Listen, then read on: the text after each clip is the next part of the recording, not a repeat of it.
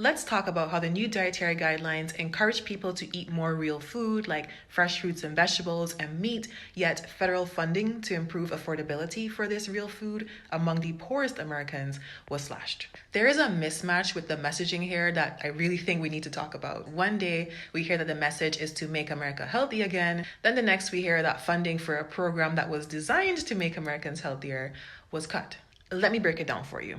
The Big Beautiful Bill removed federally funded nutrition education for low-income Americans through the SNAP program, better known to many as the Food Stamps program. This program, known as the SNAP Ed program, was actually shown to be beneficial for helping people to make healthier food choices, and it also funded research that helped to improve people's markers of health. Yet, federal funding for this program was not seen as valuable.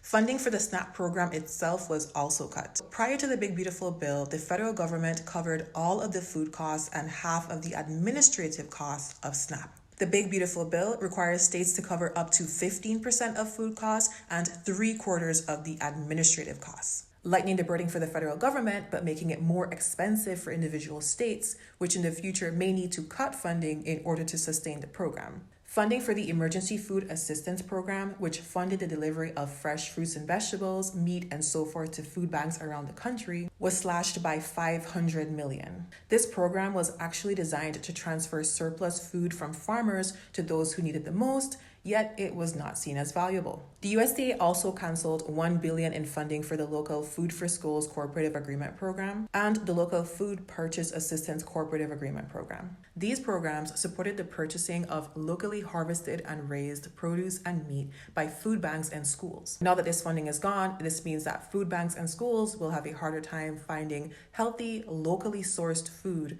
for their recipients. The Trump administration also attempted to decimate the fruit and vegetable budget for the WIC program.